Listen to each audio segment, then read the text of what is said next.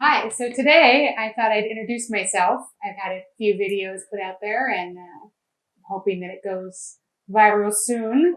I'm going to be doing a little introduction today, and then as the bonus at the very end, I'm going to do a little bit about knives.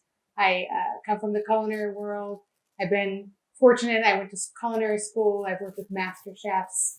I've worked in fine dining. I've owned my own restaurant. I've taught. I've done research and development. And the thing that I love most about cooking is being creative. So the fact that it touches all of your senses is pretty special. It's one of the things that has a big art form. So for me, it's about design, flavors, smells, all your senses.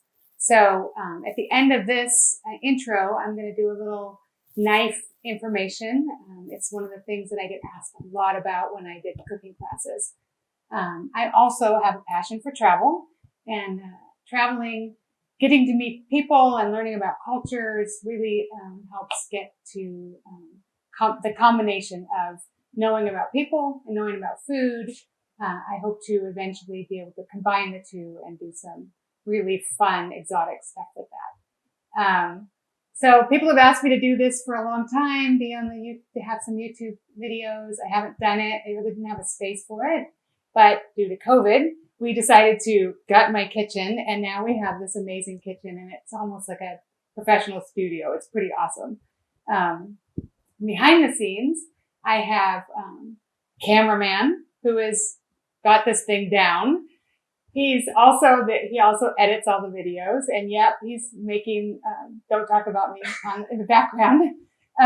And then I have friends and family that all help me with ideas. They're taste testers. COVID only allows me to have a few taste testers, but as this grows, we'll have more and more taste testers. It's kind of fun to get people's ideas. So if you have an idea that you'd like to submit, certainly put it on there as a comment, and then we'll consider it for future shows. Like and subscribe if you're on there. It does help out the station. We hope to build it bigger and better things. So just like and subscribe. Everybody knows how that works. And then we have a special somebody that also works at backstage here, and that's my Bernese Mountain Dog. And you'll see him. You'll see a tail or a nose or anything like that. He's around. He's not supposed to be in here when we're videoing, but he does show up. He's my quality control guy. If anything falls to the ground, he picks it up so I don't slip and slide on it. He's really, really great, and he woo-woos on command. So at the end of the videos, we'll show him, see if his quality control is up and going every time. All right. Next, we're going to go right into the knife skills. So as promised, thought I'd introduce you to some knives. I get asked this question a lot, which is the best knife to get. Depends on what you're using it for. This is my selection of knives. All of my knives are Hinkle. I do have some other knives, but this is my kit. When I went to school, I decided that I wanted to get a set of the ones that fit my hands the best. So the best knife is the one that works for you. So when you get a knife, you want to check it, see how it feels, see what the weight is, see the handles. I have larger hands, so I like the longer handles. Some people have shorter. Some people don't like this because it doesn't fit just right in their hands. You always want to make sure that you get a knife that works for you so that you don't have to worry about cutting yourself. Try to pretend that it fits. If it doesn't, it doesn't.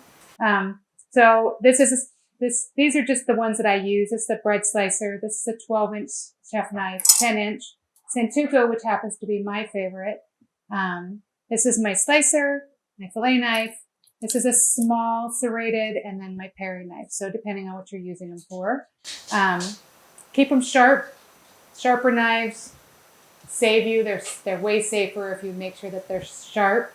You want to make sure that that when you have them, when you're holding them sturdy. So when I started culinary school, I had only worked with a 10-inch knife. I was a little nervous about going into a 12-inch knife. The chef let me go for a little while with the 10-inch knife, and finally he took my whole case away, left me with the 12-inch, and said, cut all these mushrooms. So you get used to it, but sometimes the longer knives make people uncomfortable. So basically, when you're holding a knife, you want to hold it so that your finger is on the edge like this. You want to pinch it, and then your control is down here at the very end. So you want to make sure you have a good pinch on it. That's how you get the stability for it. So you're not, if you hold it down here, the stability, this is where the weight is that balances it. So you want to make sure that you're above that weight so that you actually have control of the actual blade. This is just a control for the bottom, so don't hold it like this. When you use it, don't balance it like this. You want to make sure you pinch it. That way it also gives you the most control. Make sure you keep them sharp. Make sure you keep them honed every time you use them. Try to give them a little honing. It takes the burr off of it and will keep them sharp. Thank you.